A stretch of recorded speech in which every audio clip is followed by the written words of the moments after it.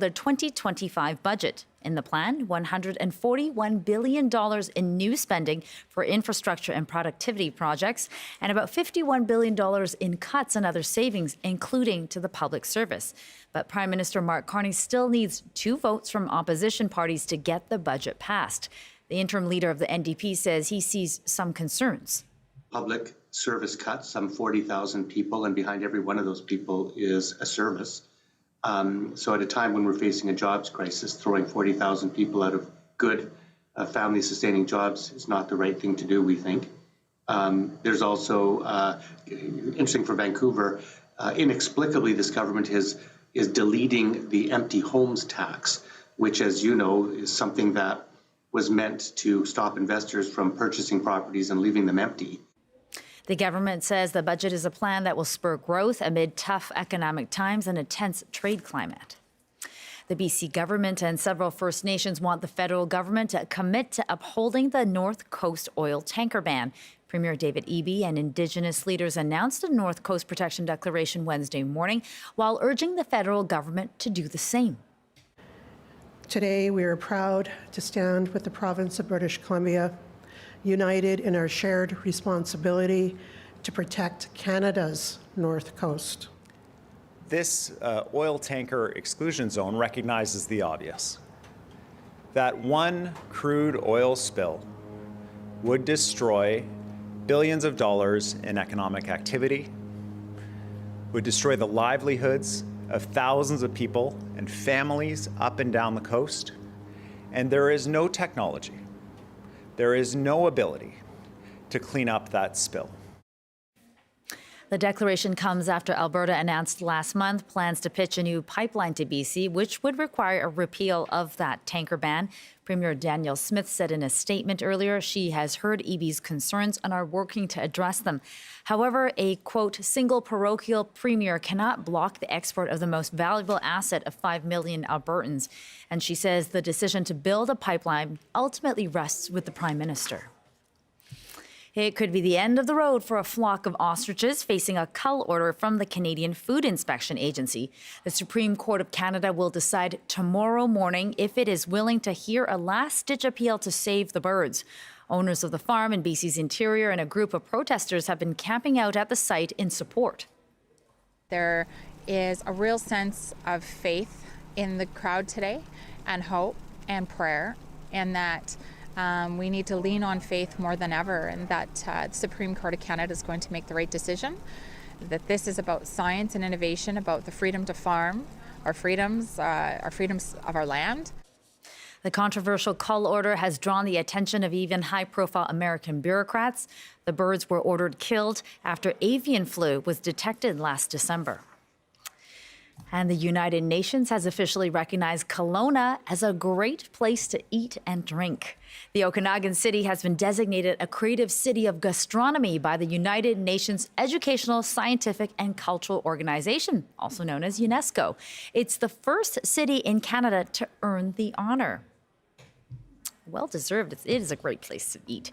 All right, that's it for me for now. I am Leanne Young. Don't go anywhere. BC Today with Michelle Elliott is next, and she will be asking for your reaction to the federal budget. Lots to talk about.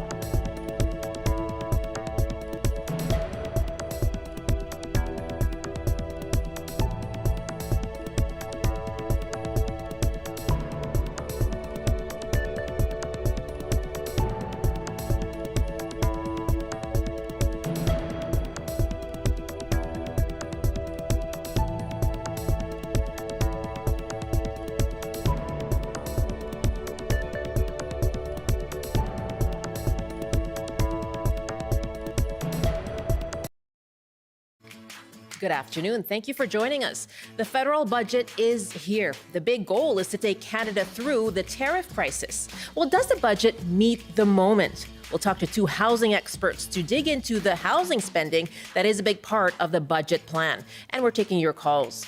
At 12:50, the budget includes support for a long-awaited Filipino cultural center in Metro Vancouver.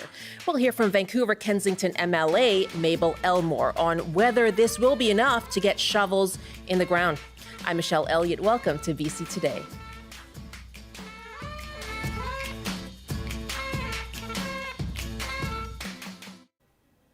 You can call us now. Does the federal budget meet the moment for you? What stands out to you? And what do you think is missing? Our numbers are 604-669-3733. That's 604-669-3733. You can also dial 1-800-825-5950 or just hit pound 690 on your phone. You can also email bctoday@cbc.ca or leave a comment if you're joining us on TikTok. The budget forecasts a deficit of more than $78 billion. Mark Carney's Liberals say that's in part due to their promised generational investments. Carney took to the podium in Ottawa today to begin selling the budget, promising benefits for Canadians in a tariff-hit economy. Find in the budget, it's estimated that U.S. tariffs and the uncertainty that they're creating will cost us around 1.8% of our GDP. Let me translate that.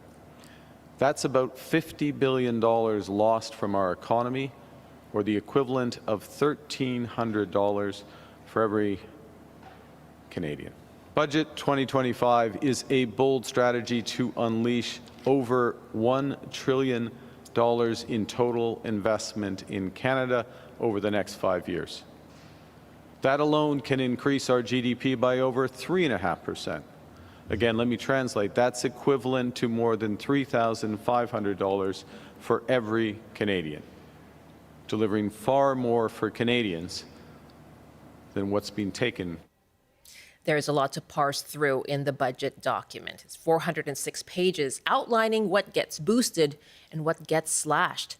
The federal government says they plan to weather economic uncertainty with $141 billion in new spending. That includes $51 billion over 10 years for housing, roads, water, and health.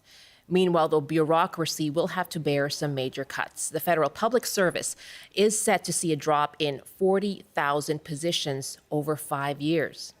Conservative leader Pierre Poilievre made his qualms with the budget clear in Parliament, and only NDP interim leader Don Davies says he's willing to even consider backing it.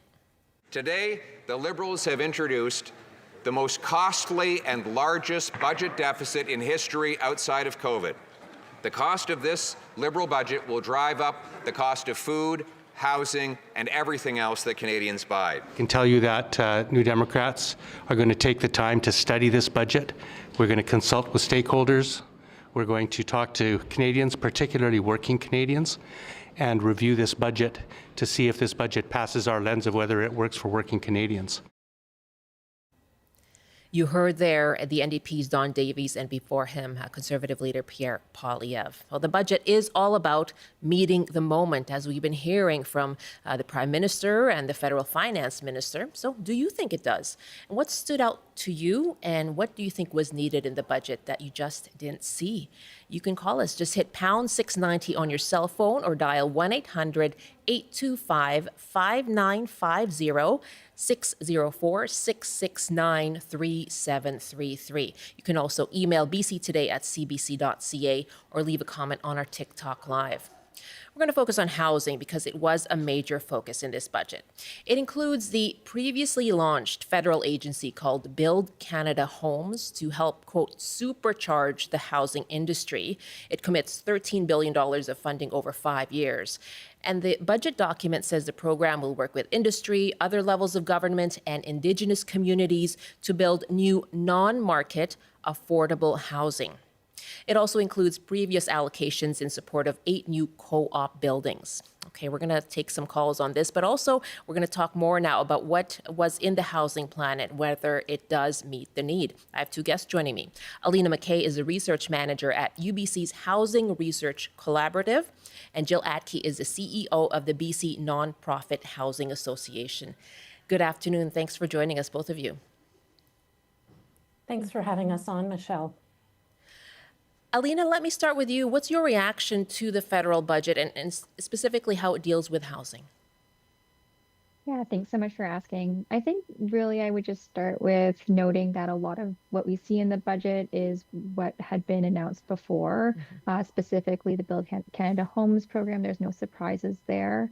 Where there are some surprises, as far as what's missing, is some of those demand side pieces. So protections for renters is really missing in this budget, as well as monitoring the right to housing as outlined in the National Housing Strategy Act. Okay, and so are you satisfied then when it comes to how far this government is going in terms of dealing with the housing need? I think there's a lot to be asked for in this budget. The focus is really on, increasing multi-unit housing, which is a really important piece of the puzzle. But that doesn't address that we're losing affordable housing across the country at a really fast rate. And Jill, what about for you? What stands out for you then? How far does this go? Yeah, not dissimilar to Alina's comments there. You know, we as an association really strongly back that goal of supercharging home building and looking at ways to transform the way we can deliver housing with speed and scale. I would say in British Columbia, the community housing sector, so nonprofits and co-ops who have decades of experience delivering exactly this kind of housing, are poised and ready to go. The federal government's plan is a sound one. It really does have the potential to catalyze the industry in that way I was talking about with speed and scale. So there's a lot to like there, building on federal lands, investment in supportive and transitional housing, more access to low-cost financing, protecting the supply that we've already got, those older purpose-built rentals. But we do have some concerns. The resources allocated through budget 2025 fall short of what's needed to achieve the goals outlined through Build Canada Homes. We saw a similar situation under the National Housing Strategy, where the goals and the investments within the plan didn't match up. And I hope that we're not seeing the same thing again here. Now, when it comes to the level of federal involvement in building housing, in particular non-market housing, how would you compare this to previous years? Because there's been that criticism, right, that the federal government largely got out of building rental housing, for example, in the 80s. So how far does this go to sort of make up for that, Alina? Yeah, for sure. So I do think that there's some promising pieces, as I think Jill outlined quite a few of them in terms of building on public land and reducing barriers for nonprofits to be part of that. Increasing access to financing is definitely in this budget, and hopefully there'll be avenues as well to make that especially easy for nonprofit providers. It's such an important piece of the puzzle because without, when we often it's pointed to, and it's in this budget as well, the housing continuum. Where we're really missing affordable housing is right community housing. So about 4% of Canada's housing currently is community housing or social affordable housing. And we really need to scale up there. And so I would have liked to see more in the budget that really focused on how that's going to happen. And someone like Jill and BC Nonprofit Housing Association is so well positioned to make that happen. So seeing, commitments to ensuring that money is going to nonprofit providers and community housing. We do see co-op housing specifically mentioned with a significant contribution to co-op housing and developing it across the country. And do you know, do you have any, pardon me, I'm sorry to jump in, but do you know any details at all as to how much of that, how many of those buildings might be in BC? No, there's no breakdown in terms of province to province. And those are partly depend on bilateral agreements between the federal government and the provinces in terms of how that money is delivered. Okay, let's take some calls here now. My guest, Jill Atkey, CEO of the BC Nonprofit Housing Association, and you just heard there Alina McKay, Research Manager at UBC's Housing Research Collaborative, parsing through the housing details within the budget. But we're asking you, do you think this federal budget meets the moment? That was the goal, right? To take Canada through this current trade war with the United States, to increase diversity, reduce reliance on the United States. Do you think this budget and all the details that you've been hearing meets the moment? Give us a call, 1-800-825-5950, 604-669-3733, or just hit pound 690 on your cell phone. Our email again, bctoday@cbc.ca, and our TikTok live is up. So certainly leave a comment there if you're joining us there. Dan is calling us from up in Fort St. John. Hello, Dan. What are your thoughts on the budget? Yeah, I got some comments here about the budget. Unfortunately, none of them are housing related, but I hope you'll bear with me real quick. No, that's fine. Okay, no, that's good. The budget is definitely not meeting, the reality of what we're facing right now. I was telling your producer there, I just did some. I don't want to bore anybody with numbers, but just show how staggering the numbers have become. In 1980, which is only 45 years ago, that seems like a long time ago, the total federal budget was $54 billion. That's just the total spending. Now, we're north of $500 billion now. That's 1,000% of the expansion of government spending. Now, granted, the economy has grown over the past 45 years. Population. But just that number of $54 billion is what we're spending on our debt now. Just the interest to service our debt is around $55 billion a year. It's unsustainable, and I've been banging on this drum for a long time, is that somebody has to come up and be straight up with everybody saying that we cannot continue on this debt track. That's all I have to say. It's alarming. Thank you very much for your call. So Dan's saying there that the spending is not going to be sustainable. Calling from Fort St. John, 1-800-825-5950 is our toll-free line, 604-669-3733. And Rick is up next now in Victoria. Hi, Rick, your thoughts on the budget? Hi, how's it going? I think the budget is absolutely spot on. We're in this tariff situation, and not because of anything we did. It's because of the United States. But if you go back a little bit, what we've been yelling for and screaming for, co-op housing and non-market housing. And they've committed to that. There's money for that. It's time to do that. So instead of beating this dead horse to death about money that these guys seem to know all about but can't tell you anything about, let's be happy with this budget. I think it's wonderful. What is Pierre Poilievre offering? Chop everything. Chop everything. There's no plan whatsoever. So I'm really, really excited about this new budget, and I'm glad they did it. Rick, took a lot of courage. Thank you very much for the call as well from Victoria. Let me go back to Jill Atkey, who is the CEO of the BC Nonprofit Housing Association. Some excitement there about the co-op plan, right, for co-op buildings and units. What are the challenges right now when it comes to building more co-op housing? Yeah, the challenges for co-op housing and for nonprofit housing are really similar. There are funding and financing challenges. So it's simply whether you're a private sector developer or a non-market developer, it's very, very challenging to build affordability into any project. And we really do need investment from senior levels of government. And as you mentioned earlier, that investment was missing for a couple of generations.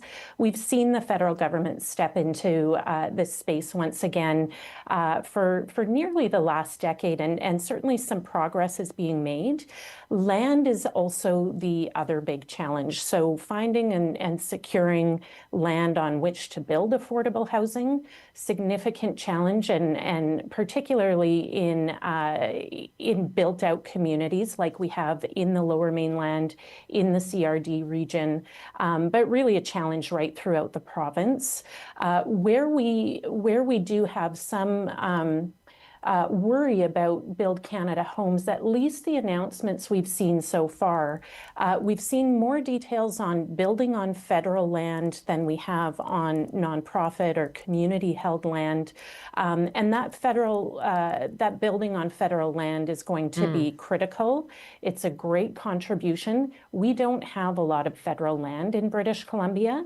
So what our sector is looking for are opportunities to build on municipal and other community-held assets, including their own assets that they can bring to the table, but they'll be looking for low-cost financing and upfront capital investment in order for us to be able to hit those affordability targets that are mentioned through the Build Canada Homes plan. Okay. Alina, let me quickly ask you, part of this plan as well is it says build or the next generation, build the next generation of builders, essentially people working in the construction industry.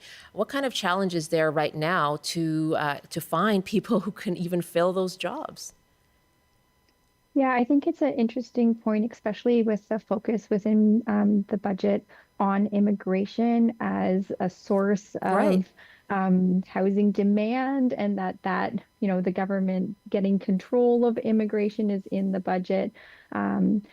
So yeah, it's an interesting challenge where often immigration has been part of that work source and people coming to Canada to help build homes, but specifically mentioning within this budget that targets will be decreased for that. So there's going to be some reckoning that will have to happen between immigration targets and finding the workforce for building these homes.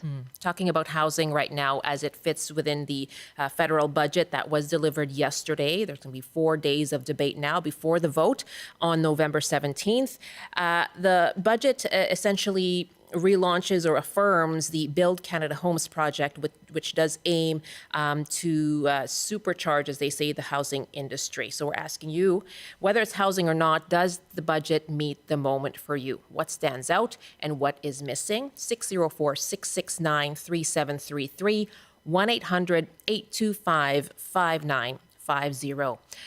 We have a call now from Jean Swanson, who's a former Vancouver City Councillor and well known as an advocate in the downtown east side. Hi, Jean. Thanks for calling in. You're welcome. Yeah, what are your thoughts on the budget? The housing part, the $13 billion for Build Canada Homes, of which $1 billion is for people who are homeless. $1 billion would build at $500,000 each, which is what the city said it costs, would build 2,000 units of housing for people who are homeless. The Federation of Canadian Municipalities predicts that we could have 250,000 homeless in Canada by 2030. So nowhere near gets to that So figure. it's totally, utterly, and completely inadequate when it comes to dealing with homelessness. And so, for example, or just as an example, the previous person was saying we need sites. They need to build it on, like, for example, municipal sites. lands, Well, we have 3 sites in the downtown east side where the Regent Hotel is, where the Balmoral was, and where the Buddhist temple was. They're all just waiting for housing. And they're just waiting and waiting and waiting. And there's 2,000 homeless people in the downtown east side. And there's no money to actually get them started building. is there enough coordination then that you're seeing between the city of Vancouver and the federal government on this? I don't think this, if I were still on city, I'd be lobbying fiercely for federal money. But the issue isn't coordination. The issue is actual amount of money. You can't build housing for people who are homeless if you have to pay off a mortgage, even if it's a low interest rate mortgage. You have to have actual cash to build the housing, or else the low income people who are on social assistance, most of whom are on disability, they have $500 a month for housing. If you're a pensioner, on the basic pension, you have about $600 a month for housing. If you're at the average income of a senior in BC, you have about $775 a month for housing. So unless you get social housing, you're going to be, or have a friend who's helping you out, you can't make it in market housing. And so we desperately need money for folks who are low income to have non-market housing. Okay. Jean, thank you very much for the call. Jean Swanson, former Vancouver City Councillor, there saying the money allocated within the budget would build nowhere near enough units to tackle the 250,000 number of people who are homeless in the downtown east side. We're taking your calls on this as well, but let's play you now some of the debate that did take place in question period this morning on the budget. While Canadians are already unable to eat, heat, and house themselves, why is this Prime Minister's costly budget making them pay even more? Hear, hear. Hear, hear. The Right Honourable Prime Minister. Mr. Speaker, this budget has 75% of the measures are for our sovereignty, to protect our borders, to protect our communities, to protect our way of life. And the balance is for affordability, a middle-class tax cut that the member opposite missed because he was not here. Mr. Speaker, this budget invests in Canada at twice the rate as any budget during this millennium. We believe in Canada. You heard there the Prime Minister and before him the leader of the Conservative Party, the opposition, and that was the start of debate on the budget that will continue for 4 days with the vote set to happen on November 17th. The House is off next week due to Remembrance Day. We do have some emails for you as well on this. Karen writes us now from Colwood. Does this budget meet the moment? No. Where's the renewable energy investments we need to address climate change, the cause of which is burning fossil fuels? Climate scientists say we've crossed 7 of 9 planetary boundaries. We need to accelerate climate solutions like clean energy. And we asked you yesterday as well for your thoughts on what's needed to boost Canada's economy. And Irene wrote from Vancouver, there's no question we should be concerned about the government accumulating too much debt. The problem is what's called the fallacy of composition. When everyone cuts spending at the same time, private household, businesses, and the government, then the whole economy craters. We've seen in other parts of the world that austerity doesn't revive the economy, but clearly is devastating for those who are poorer. And we got a call yesterday from a recent graduate, Armand, who said, quote, a lot of elderly people I happen to know are actually quite comfortable in own homes. It seems to me that OAS for wealthier individuals needs to be reduced. Got a lot of response to that. Carolyn wrote, people who receive a pension from the government spend that money and thus contribute to the economy. Pensions are a good use of public money. Mary also wrote, as a wannabe retiree, I'm not sure how things will go. I'm continuing to work to make ends meet. Our combined retirement income is $2,300 monthly. We have a mortgage and some debt. Right now, we are falling further behind. I chair our local seniors network, and many are struggling.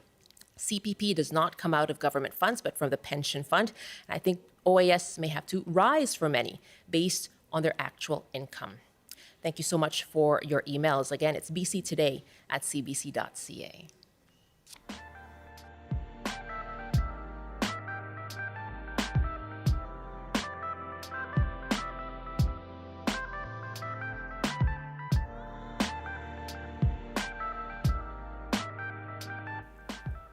Welcome back here with BC Today. We're taking your calls on the federal budget. Do you think it meets the moment? And what stands out for you and what's missing? 604-669-3733, 1-800-825-5950. We have an email on the topic of co-ops from JB Coop Maintenance, who writes, was looking for funding announcements for upgrading and maintenance of existing affordable and nonprofit cooperative housing. Funds are for new builds only. Most co-ops are 40 to 50-year-old stock with major systems at the end of life, such as drainage, siding, roofs, foundation, etc. Costs have recently increased significantly beyond most reserve funds. Due to grants for new builds versus private loans to repair, we're told the only affordable solution is a complete teardown and displacement of all members just to rebuild the same structures. Really good to hear from you on that point as well. Thank you so much. It's BC Today at cbc.ca. We'll continue to take your calls coming up in our next half hour. Right now it is 12:30 and time for a CBC News Update with Tarnjit Parmar. Good afternoon. The Premier and coastal First Nations have signed a declaration calling on Ottawa to maintain an oil tanker ban off the North Coast. David Eby says one oil spill could destroy billions of dollars in economic activity along the coast with no technology available to clean it up. Alberta Premier Danielle Smith has been calling for the tanker ban to be repealed as part of her government's proposal to build an oil pipeline to the BC coast. The Vancouver Park Board is once again pushing for the city to reduce cuts. Dozens of people showed up last night at a special meeting to show opposition to the city's plan to cut $15 million from the Park Board's budget. Mayor Ken Sim wants next year's budget to contain a 0% property tax increase. And the Canadian Food Inspection Agency has confirmed avian flu at another poultry farm here in BC. The latest case was discovered yesterday at a commercial farm in Langley. The agency's latest data says nearly 11.5 million birds have been affected in the province since February of 2022, but it says there's no evidence to suggest that eating cooked poultry or eggs could transmit the virus to humans. Those are your news headlines. For more information, you can go to the website anytime, cbc.ca/BC. Tarnjit, thank you very much. That's Tarnjit Parmar in the CBC Vancouver newsroom. This is BC Today here on CBC. Some political drama as well when it comes to the federal budget. When it was delivered yesterday in the House, it does look like the Liberals now have to court one less opposition MP to support the budget. And this after Nova Scotia Conservative MP Chris d'Entremont crossed the floor to join them.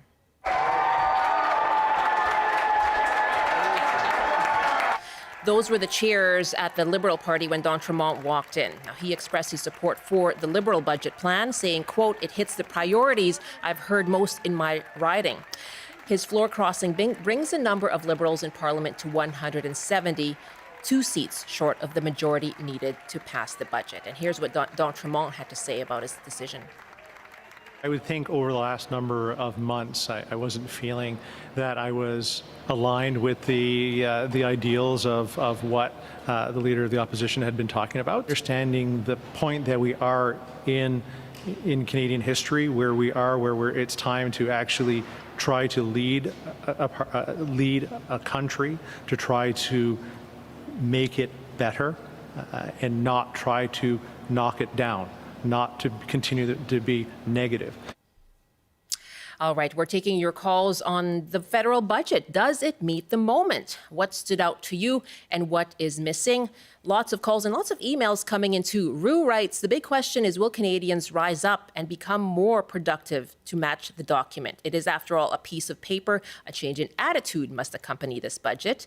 And we have an email from Joan who writes, I'm disappointed. His promises are starting to sound as empty as Trump's. There is nothing about saving the environment. I can't believe he's taking off the 1% housing vacancy tax, give tax cuts to large corporations, and yet us seniors who make maybe $35K a year have to pay over 19% on taxes. He isn't increasing OAS. Thank you for your email as well. Let's go to the phone lines now, and Neil is waiting in White Rock.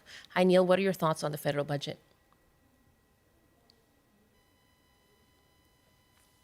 Hi, Neil. Are you there? Yeah, go ahead, Neil. Yeah, I'm right here. Can you hear me okay? We can now. Thank you. Great.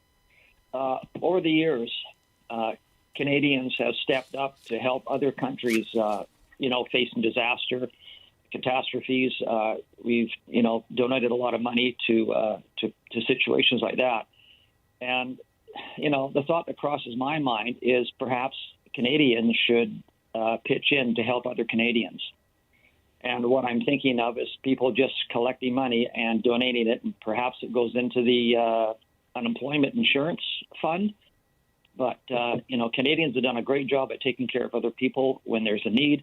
It'd be great to see Canadians take care of themselves now. The need is there. Neil, thank you very much for the call from White Rock. Harlan is next in Nanaimo. Does the budget meet the moment, Neil? Oh, pardon me, Harlan. Hi, can you hear me? Sure can. Yeah, so I think that, I mean, I have to say I'm a little bit ignorant towards the budget. I've just been hearing sort of bits and pieces. It's a long document. Yeah, that's understandable. Come out, 400 pages. Don't have time to really sit down and go all the way through that. But I mean, I think what in general, Canada and British Columbia as a whole, we're faced with this sort of once in a generation opportunity. Like a lot of our, large economy in Canada is like based on export, and we don't do a lot of like value added and refined products for our domestic market and elsewhere. I'm on Vancouver Island. Softwood lumber is obviously a big thing right now. We export a ton of logs and buy back refined products. While most of the coastal towns here that were built with a sawmill, they've all transitioned into being supported by real estate and stuff like that. And I think that when you look at housing in British Columbia, I work in construction and real estate. I honestly believe that just tackling supply side economics in terms of adding more housing is not going to make it work. You have to build out the economy and raise people's wages so that they can afford the housing. I don't think if adding a bunch of housing stock is going to drop the existing price when you're faced with how expensive land is and how expensive it is to build these homes. So I think that if we can start using the resources we have, building a sort of circular economy where we're putting the good jobs back in, we're going to lift the entire tide up instead of just getting a pipeline project or some other thing that lasts for a couple of years and gets us out of this sort of economic or political cycle, and then there's no long-term jobs with it. So I think it has to be looked at more circularly, and how do we raise up and bring the jobs back and get middle class families back into a place where they can afford homes. The income and the affordability piece of it as well. Harlan, thank you so much for your call. Let's go to Ruth now at Seashell. Hi, Ruth. Welcome. What's your thoughts? What are your thoughts on the federal budget? Hi. Are you able to hear me? I'm hands-free with the speaker, correct? It's working just fine. Thank you. Great. Thank you very much. Well, I'd like to say I'm not familiar with the budget in its entirety, but I wholeheartedly put my trust and faith in our Prime Minister, Carney. I love that he's not a career politician, as is Pierre Poilievre, and I wholeheartedly support his initiatives. Some of the details, I think a lot of people are worried about very specific details that this man that is running our country now with the supportive caucus much deeper and broader and back. Ruth, thank you very much. I'm going to jump in because we can hear you, but it is cutting out a little bit. But I think I got the gist of your point there, which was overall you are in favor of the budget and you have trust in the Prime Minister on this when it comes to the goal there. Thank you very much for the call from Seashell. Bill in North Saanich, does the budget meet the moment? Yeah, hi. I think I like it. I think he's in a tough situation internationally and province to province. And so I think he's doing the best he can with what he has. But I guess the point I wanted to make, it relates to housing, that there is lots of affordable housing in BC. I'm looking at a real estate ad in Prince Rupert right now, $300,000 for a 3-bedroom house on the water. Same thing all over rural BC. But there doesn't seem to be an interest or an investment in putting employment back into those areas where the housing is affordable. Mm-hmm. Where people would move out of the city from the low-paying jobs into well-paid jobs in the rural economy. I'll give you an example. In Ukiwit, the government 60 years ago built a huge Coast Guard facility with radio, vessel management trafficking, and Coast Guard, and they brought in 30 families, full-time positions. 10 years ago, they just stripped it all out of there. They need to put those jobs back into those communities where the housing is affordable, the services are there, they're all built in place for bigger communities. A wonderful opportunity. I hope they just turn their heads around it. What an interesting point. Yeah, Bill, thank you very much from North Saanich. So more affordable housing in rural communities in BC, but the need for investment there to encourage jobs and create those well-paying jobs. Thanks very much for the call. Basil is next now in Port Coquitlam. Your thoughts on the federal budget? Does it meet the moment, Basil? Thanks for the question. Yes. No, it does not. Okay. No. He is not.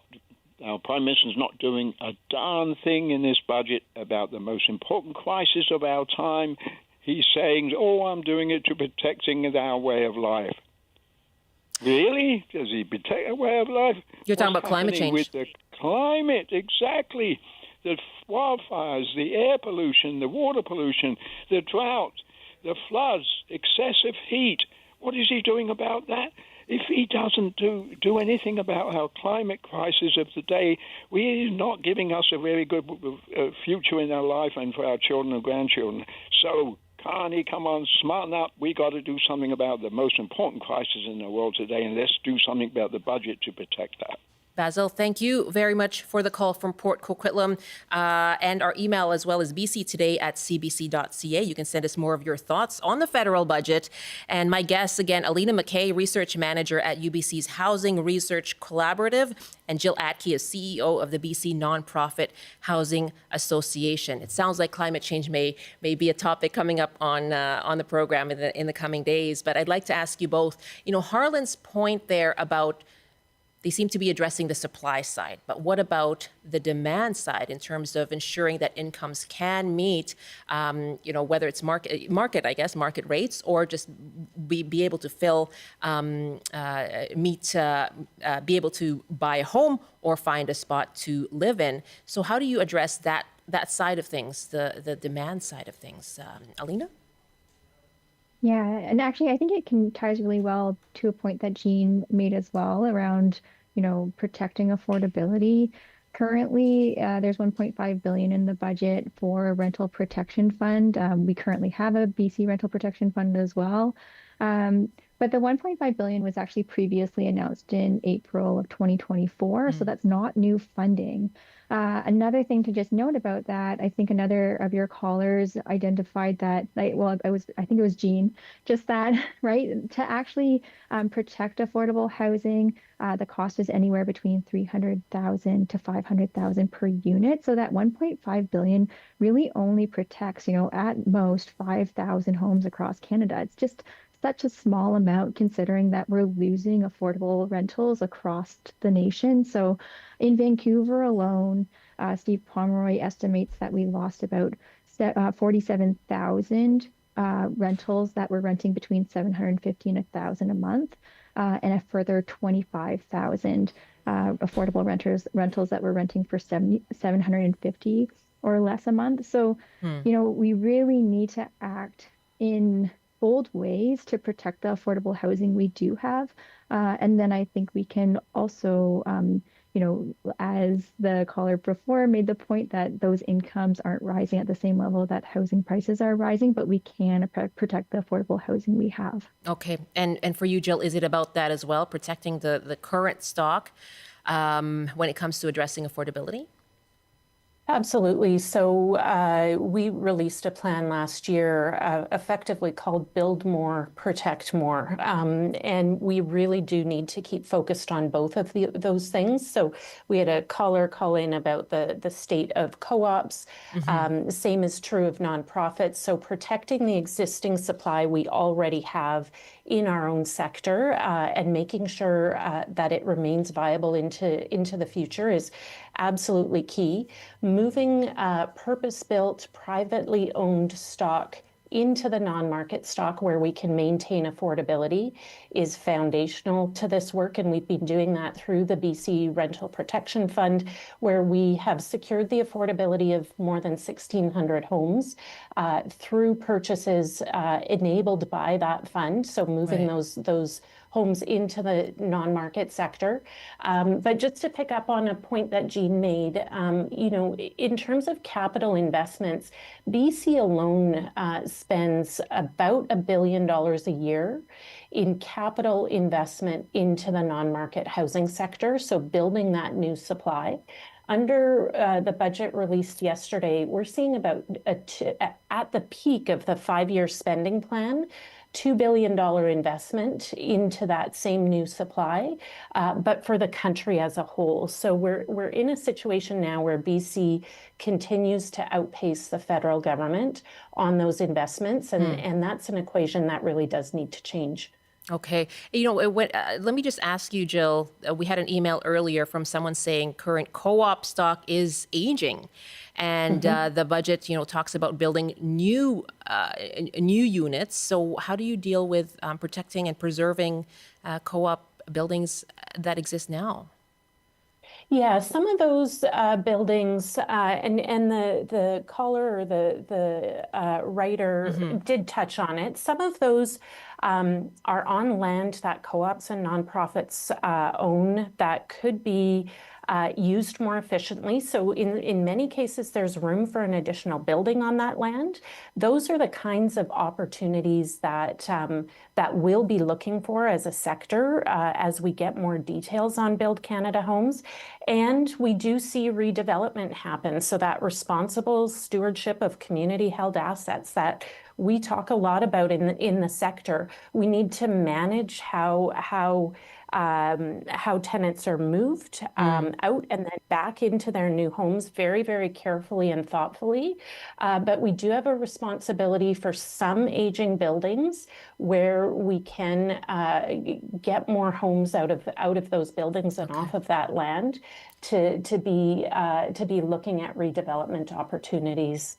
Very good to speak with you both. Thank you so much for joining us. It was a good chunk of time. I appreciate your patience. Thank you so much. Great conversation. It sure was. Alina McKay, a research manager at UBC's Housing Research Collaborative. Jill Atkey is the CEO of the BC Nonprofit Housing Association. This comment from Lima on TikTok: Carney is qualified for the moment, uniquely qualified. Let him cook. This is a first step. Very much a TikTok comment. I appreciate that. Thank you so much for that, Lima, joining us on TikTok Live. It is now 12:47. You are with BC Today. And we asked you yesterday on the show, how are you managing your finances amid economic uncertainty? I have this great email from Joanne, who writes, today you were talking about affordability. I'm 75 and my husband is 88. We are doing really well financially, the best in our lives. We don't have an expensive lifestyle, but are very comfortable. No mortgage, our own 10-year-old car, no debt. I didn't start budgeting until I was 40, and we lived paycheck to paycheck. When we were first married, we had 2 rental places sold out from under us, and we said we would never rent again. We borrowed money from my parents for a down payment for a $35,000 house in Hudson, Quebec. It was really tight. We have bought and sold a few times since 1975, moved provinces, moved countries, now living in a laneway home in our son's backyard here in Vancouver. Our biggest payments are a portion of the city taxes and the water bill. We live on our Canadian pensions, and I have a $1,400 a month work pension. Our biggest luxury these days is going out for lunch once a week in our neighborhood, and it's our contribution to the economy. Yes, everything is expensive, and even so, I've been able to keep our grocery budget under $200 per week. So lucky we don't have to pay a mortgage or rent. Joanne, thank you for giving us a peek into your life and your income and how you do manage your finances. Certainly love to hear from everyone. BC Today at cbc.ca.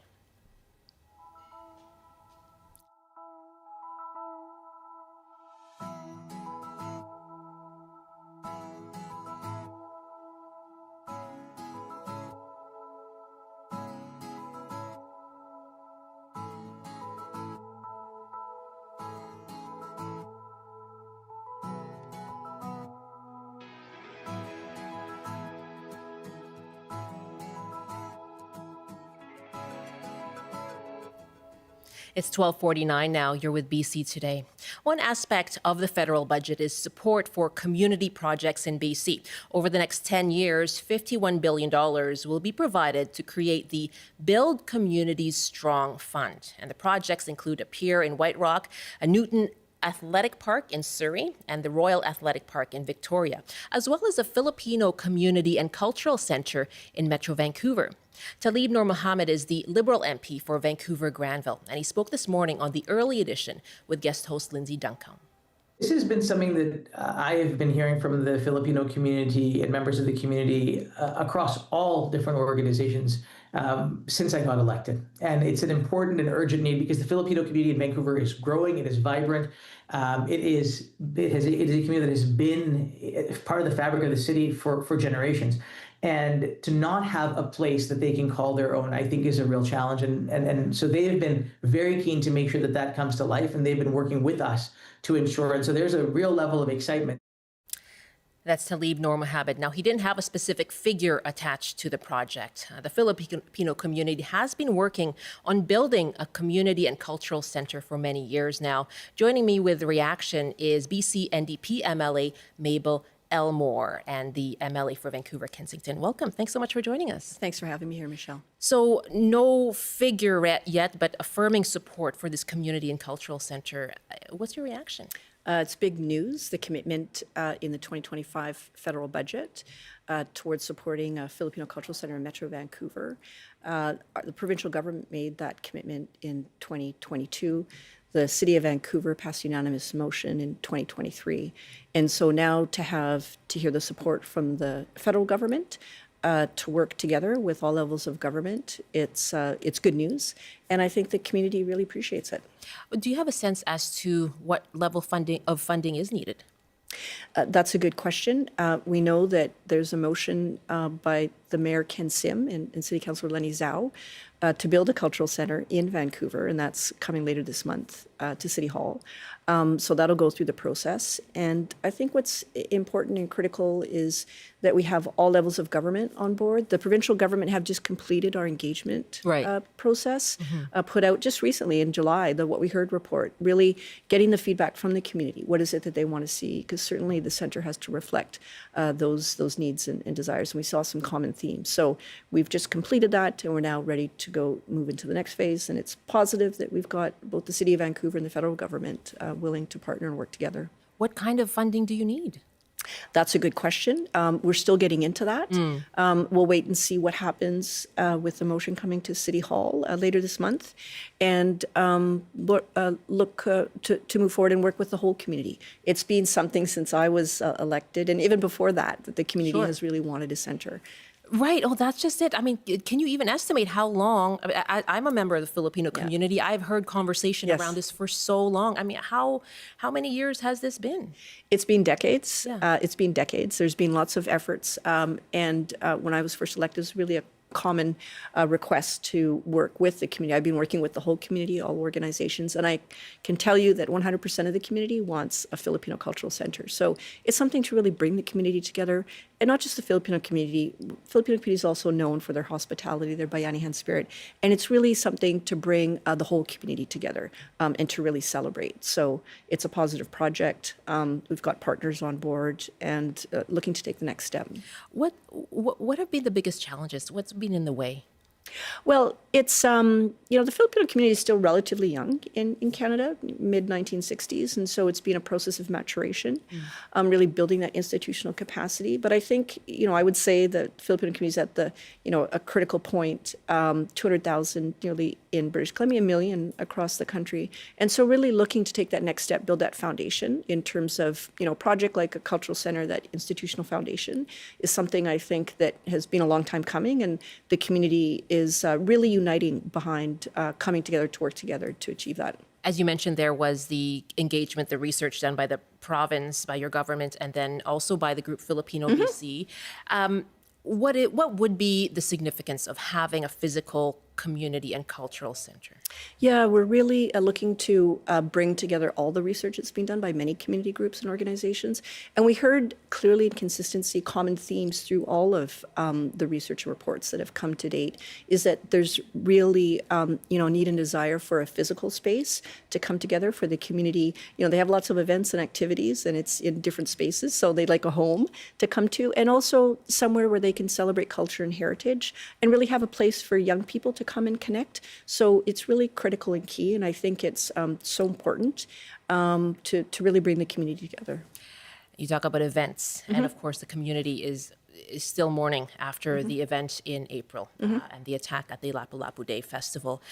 I know there have been so many events and gatherings since then to raise funds for victims and their families, and also to come together in that grief. I wonder, what difference do you think a community center would make in that process in the wake of the Lapu-Lapu Day Festival? It was a terrible tragedy and happened just blocks from my office. And I think it really made the point in terms of why the community needs a space. My community office, just 2 blocks from where it happened, I was remember walking by as I was leaving the festival. And it functioned as the crisis center for many weeks. And so it really kind of highlighted the need for a physical space for the community to come together. I think it is a critical key in terms of the healing process and journey, not just for the Filipino community, right across Vancouver and for all communities who are impacted by that. So it is something that's really needed. I think it'll be very positive and also is critical in terms of that healing process. So now there's federal support, or reaffirmed federal support. There's a motion at Vancouver City Council, as you said. What needs to happen to actually happen next in order to actually get shovels in the ground? So there needs to, we'll see what happens with the motion at the City Council.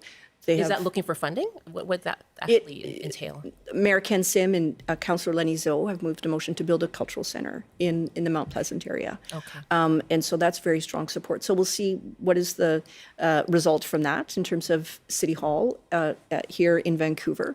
And then looking at what does that mean? An assessment has to be made, and in terms of really evaluate the next steps moving forward. And then, it's bringing not only all levels of government, but there's also, I know the community is undertaking a fundraising, a very active capital fundraising plan, which they need to do. And so that is also a big piece of it, and really bringing all that support together. Okay. Do you have a sense of a timeline at all? Well, it's pretty quick. The motion at City Hall is coming in a few weeks, so that's pretty fast. It's good timing in terms of the federal government budget, and also the provincial government have just concluded our engagement period. So it's kind of all coming together. It's long awaited. I think the time is now, and hopefully we'll be able to see the next step soon. What do you think? Could this start next year? Possibly. Okay. We heard it here. We'll watch to see what happens out of that motion at Vancouver City Council. Thank you so much for joining us here today. Thank you. Mable Elmore is the NDP MLA for Vancouver Kensington. And you can always email us too if you're a member of the Filipino community and this is something that does impact you, or if you are someone who would like to be able to visit and as Mable Elmore was talking about, the Bayanihan spirit which welcomes any member of the community of all backgrounds. What difference do you think this might make when it comes to having a Filipino community and cultural center? Love to hear from you on that too. BC Today at cbc.ca.